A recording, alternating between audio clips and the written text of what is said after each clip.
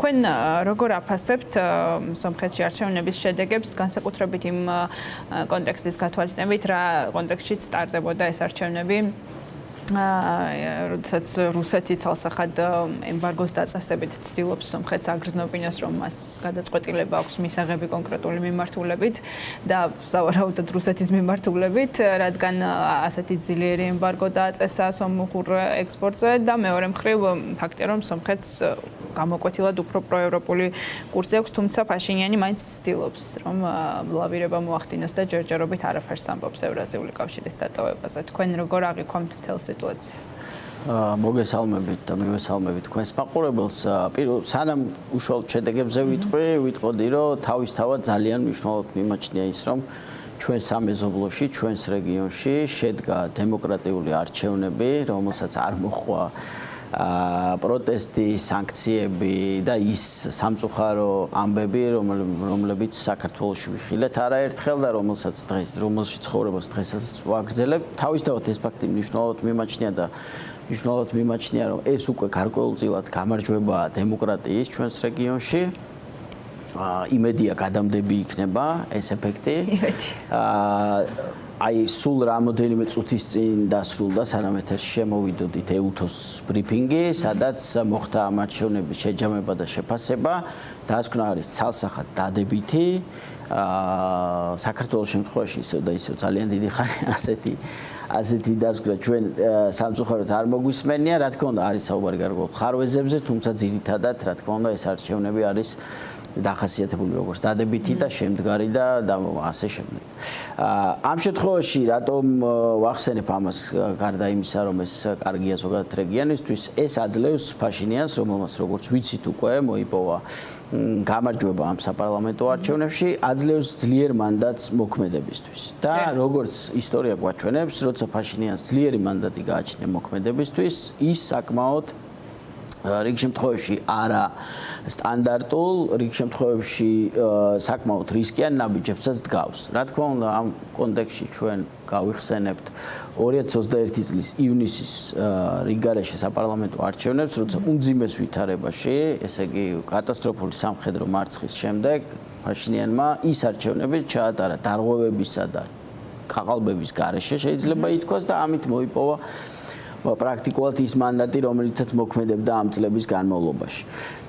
ეს მნიშვნელოვანია, რადგანაც ეს მას საშუალებას აძლევს უფრო თავისუფლად მოქმედებისა. რა თქმა უნდა, თქვენც აღნიშნეთ, რომ საკმაოდ საინტერესო შედეგები მოიპოვეს მისმა კონკურენტებმაც, იყო უდიდესი წნეხი, იყო უდიდესი გამოწვევები, მაგრამ ალბათ და სამწუხაროდ უნდა ვივარაუდოთ, რომ ეს წნეხი და გამოწვევები არ შეჩერდება არჩევნების შემდეგ.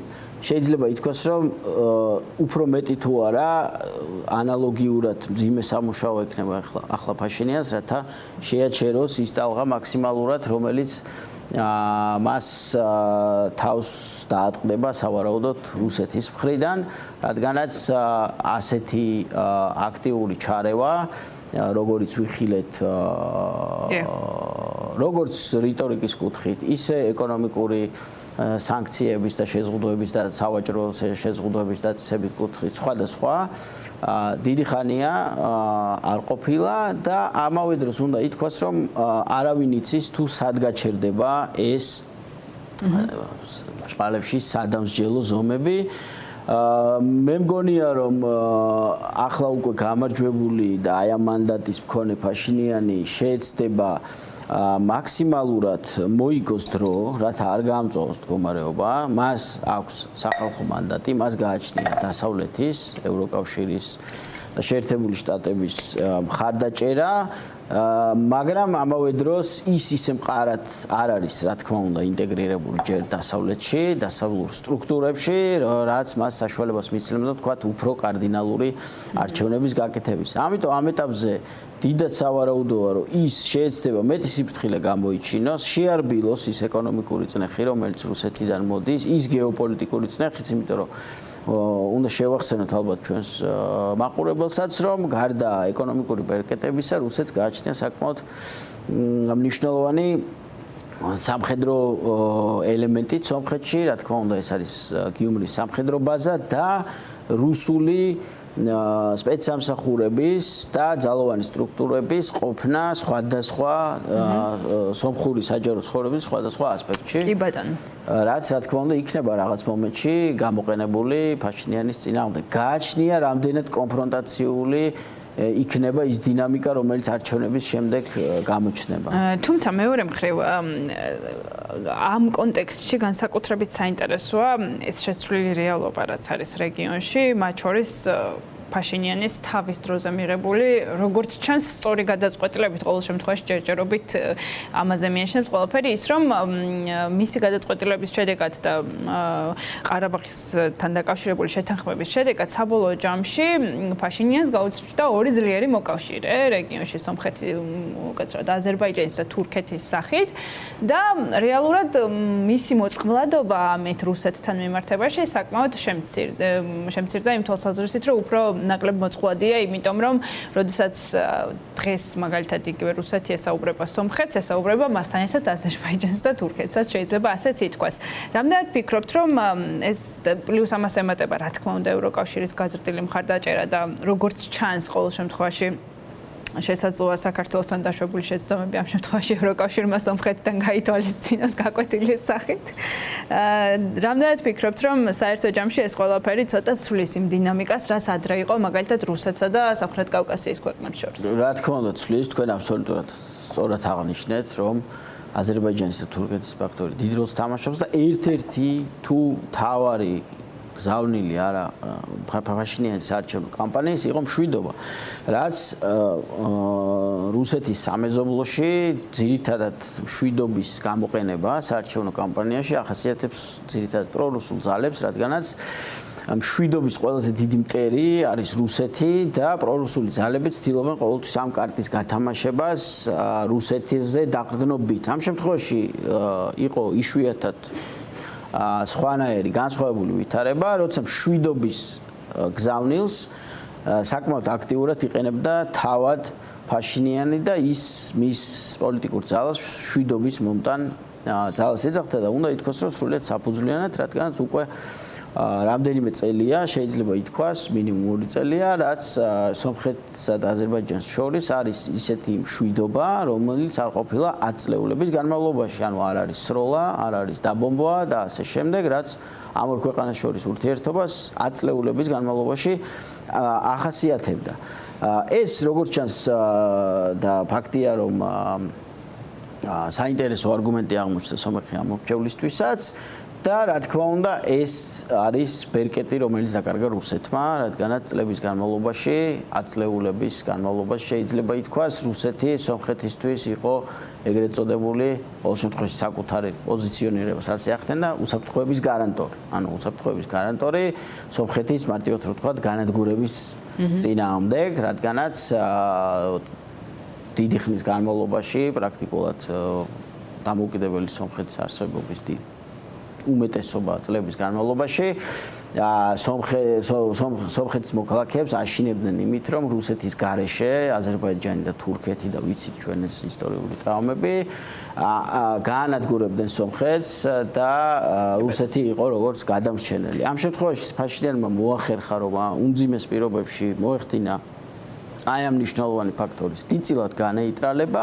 რა თქმა უნდა, ყველა სომეხი ამორჩევლისთვის და ეს შედეგებიც აჩვენებს, ეს არ იყო საკმარისი როგორც ჩანს, თუმცა საზოგადოების დიდი ნაწილი ამ ყველაფერს სწორად აღიქვავს. რაც შეეხება ევროკავშირს და თქვენს კითხვას, აქ როგორც ამბობენ, ბევრია გასაკეთებელი, რადგანაც ის წლები, რომელიც გავიდა სომხეთსა და დასავლეთს და სომხეთსა და ევროკავშირის ურთიერთობებში უმოქმედობაში, რა თქმა უნდა, უკვალოდ არ არის ჩავლილი და ძალიან ბევრია გასაკეთებელი იქამდე, რომ თქვათ, რეალური ნაბიჯები გადაიდგას ინტეგრაციის კუთხით, ხო? ის საუბარი თქვათ დღეს იგივე ვიზა ლიბერალიზაციაზე სომხეთის შემთხვევაში ჯერ ადრევია, იმიტომ რომ ჩვენ ვიცით საქართველოს გამოცდილებიდან გამომდინარე, თუ რამხელა გზა არის გასავლელი. რა თქმა უნდა, ძალიან კარგი იქნება და სრულიად რა ვიცი, პოზიტიური მოვლენა ყველასთვის, თუ ეს ამბავი უფრო დაჩქარებულად მოხდება. არ არის გამორიცხული რაღაც ინოვაციური მექანიზმები იყოს გამოყენებული. ევროკავშირში რამდენად არის ამაზე მზაობა რთული სათქმელი. რამდენად ფიქრობთ, რომ იმის გათვალისწინებით, რომ რეალურად წლების განმავლობაში ამ რეგიონში საქართველო იყო ერთ-ერთი მთავარი ფსონი, რომელზეც დასავლეთისთვის, მოდი ასე ვთქვათ, იმ დემოკრატიული წინსვლის რეფორმების გათვალისწინებით, რაც ჰქონდა ამ ქვეყანას და ამის გამო მაგალითად იგივე სომხეთს შეიძლება ყურადღება მოაკლდა, რის საფასურიც რეალურად ეხლა დადგა, როდესაც შეიცვალა ვითარება და უკვე ევროკავშირს ხვდება, რომ რეგიონში მთავარი მოთამაშე საქართველოს მისთვის ვეღარ არის პოლიტიკური არჩევანის გამო, რაც ამ ქვეყანამ გააკეთა.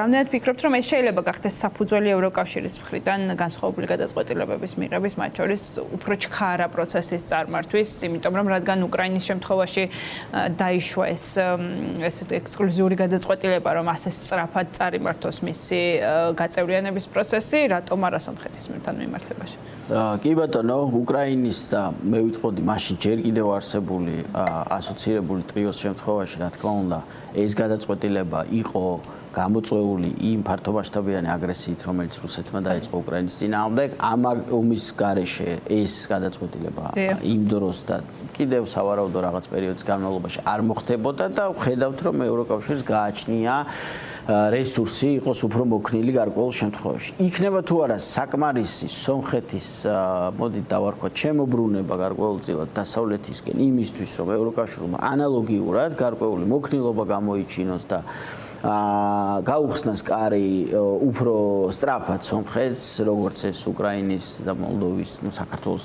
შემთხვევა უკვე ცალკე განსახილველი საგანია სამწუხაროდ.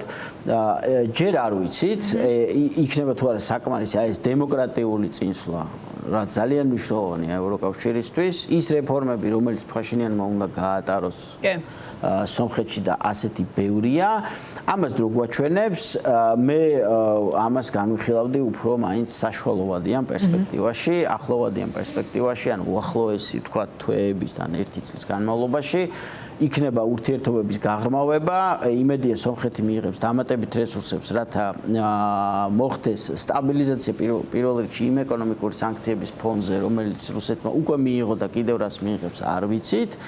და უნდა ითქვას, რომ ეკონომიკაზე ორი სიტყვა, უბრალოდ რომ ნაკლებად შემხვდა ამ არჩევნების გამხილვისას ამაზე საუბარი, მაგრამ გარდა აი ამ პოზიტიური ამბების, რასაც ფაშინიანზე ამბობენ და საუბრობთ ყველა, არის მნიშვნელოვანი ეკონომიკაც და მისი საარჩევნო წარმატების ჩემი აზრით ერთ-ერთი ფაქტორი იყო ეკონომიკური წინსვლაც, რადგან ვიცით, რომ ბოლო რამდენიმე წლის განმავლობაში სომხეთი ორნიშნა ეკონომიკურს დასაჩვენებს, რა თქმა უნდა, ვიცით ეს რითიც არის გამოწვეული 2022 წლის თებერვლის ისევე როგორც საქართველოში,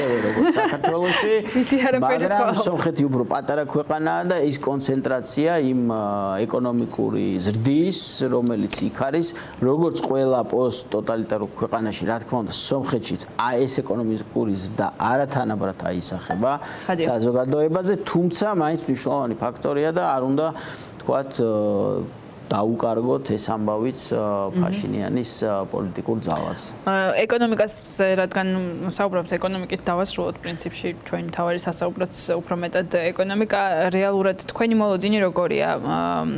ბუნებრივია ეს ემბარგო და სანქციები რუსეთის მხრიდან, რაც შეიძლება ემბარგოთი არ შემოიფარგლოს, გარკვეულწილად დააზარალებს სომხეთის ეკონომიკას, თუმცა მეორე მხრივ უკვე გადაიდგა გარკვეული ნაბიჯები საკმაოდ სწრაფად, რომ იგივე ევროკავშირში ექსპორტი და სუბსიდია ირდება იმ ნაწილში, რომ ბაჟი, სადაც არის დაწესებული, ამას სომხეთის მთავრობა გაიღებს. შესაძლოა ევროკავშირმაც გადადგას ნაბიჯები შეღავათების ნაწილში. პრინციპში ამას ემატება ლოგისტიკური ჯაჭვების გადალაგების საკითხიც იმ თვალსაზრისით, რომ შესაძლოა სომხეთმა თურქეთთან საზღვარი გახსნას და რაღაცნაირად უფრო მეტად თავისუფლად დაიწყოს მიმოქცევა.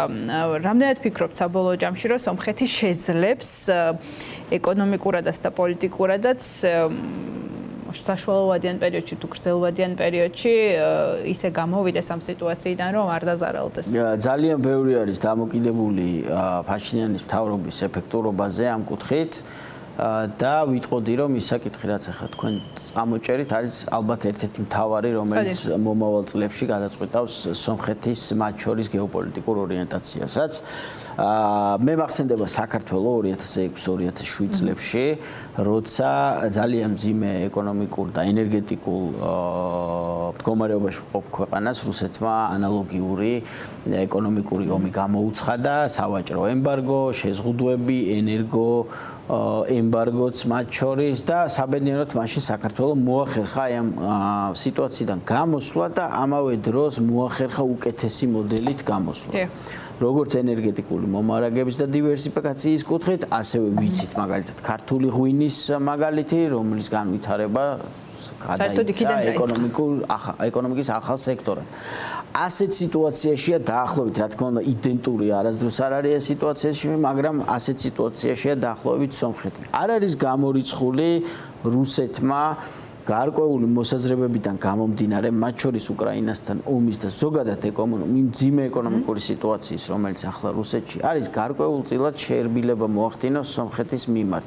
თუმცა ძალიან მნიშვნელოვანი იქნება, რომ ფაშინიანმა არ შეაჩეროს და მისმა მთავრობამ არ შეაჩეროს დივერსიფიკაციის ის მიმართულება, რომელიც აქვთ აღებული. ის ზომები, რომლებიც თქვენ თქვით, რა თქმა უნდა, დღეს არის სრულიად სასწრაფოდ, იყო სრულიად სასწრაფოდ მისაღები და ასე შემდეგ, თუმცა ეს არის დროებითი ზომები. აუცილებელი იქნება ევროკავშირთან თურქეთის საზღვრის გახსნა კიდევ ერთი მნიშვნელოვანი თემაა, მაგრამ ევროკავშირთან როგორც უდიდეს ბაზართან გარკვეული ინსტიტუციონალური ჩარჩოს გამოძებნა სომხეთისთვის, რომელიც მისთვის ამ ეკონომიკურ ურთიერთობებს უფრო სტაბილურს და უფრო ადვილად განჭრეტად გახდის. ეს მათ საშუალებას მისცემს, რომ რუსეთისგან ასე ვთქვათ რბილად იყოს დაშორება მათი მხრიდან. ახლა თვითონ რუსეთი რაც გააკეთებს, რა თქმა უნდა, არავინ არ იცის არასდროს. ნახოთ, ძალიან დიდი მადლობა. საინტერესო იყო თქვენი ანალიზის მოსმენა ამ თემაზე. მადლობა ზაზა შენკელი, ეკონომიკური პოლიტიკის კვლევის ცენტრის მკვლევარი გახდათ ჩვენთან სტუმრად, საუბრობდით მოლოდინებზე სომხეთში საპარლამენტო არჩევნების დასრულების შემდეგ.